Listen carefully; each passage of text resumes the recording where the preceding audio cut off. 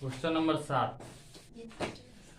अभी तक हम लोग जितना पढ़ते आए हैं उसमें देखे हैं कि एक ही गो वस्तु के लिए बात किया जा रहा था, लेकिन इसमें अब दो गो वस्तु है। अब दो गो वस्तु क्या है, तो इसमें एक क्या भवन है, एक मीनार है। दो गो चीज के बारे में बता रहे हैं। तो सबसे पहले देखेंगे हम क्या बोलते हैं कि पढ़ते जाइए और उसका फिगर बनाते जाइए। फिगर यदि सही ढंग से बन गया तो मैथ भी बन जाएगा। अब फिगरे हमारा गलत हो जाएगा तो मैथ भी हमारा क्या होगा, गलत होगा।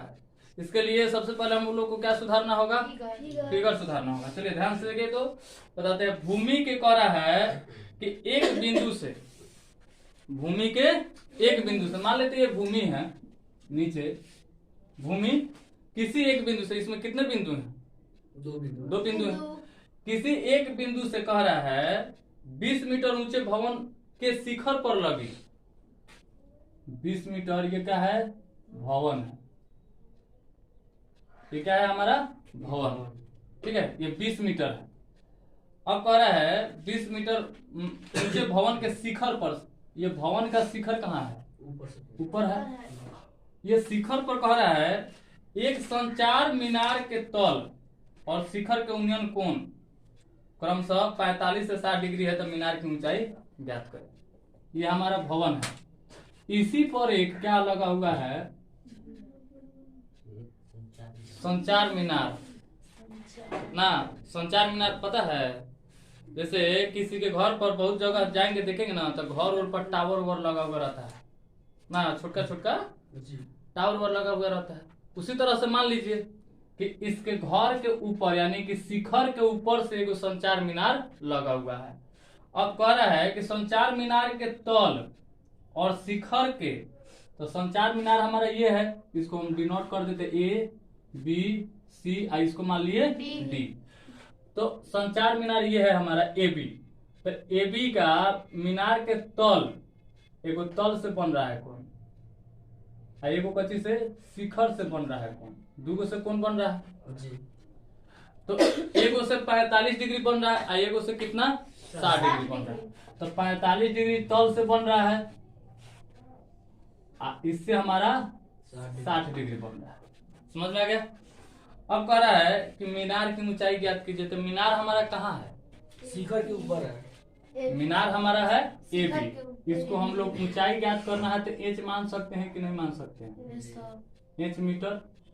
ये पूरा दूरी कितना होगा, ए सी पूरा दूरी है। तो इसका मान अगर लिखना चाहेंगे तो कैसे लिख सकते हैं, 20 प्लस एच। नहीं, मान लेते हैं कि यहाँ पर बीसी का मान बीसी का मान 20 है, AB का मान एच है। AB के जगह पर अगर मान लेते हैं 5 दिया रहता तो हम लोग AC का मान कितना लिखते, 25 लिखते। लेकिन फिलहाल हमारे पास AB का मान H है, तो 20 में H तो नहीं जुड़ सकता है, 20 में H नहीं जुड़ सकता है। इसको जोड़ने के लिए हम लोग क्या करेंगे, 20 प्लस H हो जाएगा, जोड़ेंगे तो नहीं।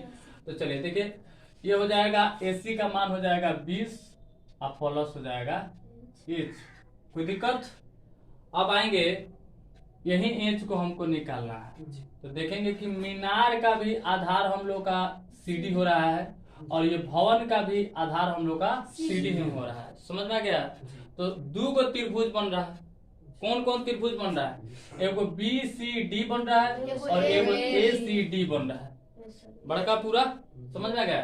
तो पहले लिखिए कि क्या चीज दिया हुआ है, भवन की ऊंचाई, भवन की ऊंचाई कितना दिया है, 20 मीटर। भवन की ऊंचाई दिया है 20 मीटर। समझ में आ गया। मीनार लिखेंगे हम लोग, माना की मीनार, मीनार की ऊंचाई हम लोग माने हैं ना, क्या माने हैं, H मीटर माने हैं। अब ध्यान देंगे, AB का मान हो गया H, तो AC का मान कितना होगा, 20 प्लस H। AC का मान होगा 20 प्लस H मीटर। कोई दिक्कत। आइए अब त्रिभुज से, त्रिभुज BCD में आएंगे तो लंब है। हम लोग को क्या क्या चीज से मतलब रखना है, दो चीज से पता है मतलब रखने के लिए, जिसको एक निकालना हो नहीं, एगो जो दिया हो। तो आधार हम लोग को निकालना है, इसलिए क्योंकि आधार निकल जाएगा तो आधार से ही हम लोग का मीनार की ऊंचाई निकलेगा। तो सबसे पहले आधार निकालना है, तो आधार और लंब है नहीं, तो लंब और आधार किस फॉर्मूला में आता है? tan में आता है। किस में आता है? tan में। तो tan थीटा बराबर होता है p/b। कोई दिक्कत? tan, अब देखेंगे tan थीटा का मान कितना है? BCD में जाएंगे तो थीटा का मान 45 है, 45 डिग्री बराबर p का मान है 20। अब BC का मान नहीं है तो BC को हम लोग x मान लेते हैं। कोई दिक्कत? x मीटर, CD भी रहने दे सकते हैं, कोई दिक्कत नहीं है, लेकिन हम मान लिए हैं x। ठीक है, x हो गया। अब ध्यान देंगे tan 45 का मान कितना होता है? 1 होता है। 1 इक्वल 20/x। इसको तिरछा तिरछी गुना करेंगे, x में 1 से गुना करेंगे x और 20 में 1 से गुना करेंगे 20। कहने का मतलब x का भी मान आ गया हमारा 20। अब यहाँ पे लिखेंगे फिर त्रिभुज अब किस में चलेंगे? अब ACD में, ACD में कोई दिक्कत?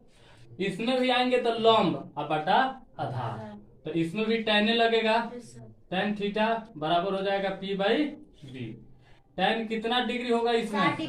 60 डिग्री, क्योंकि पूरा त्रिभुज है तो 60 डिग्री का है। 60 डिग्री। p का मान कितना है? अब पूरा का लेंगे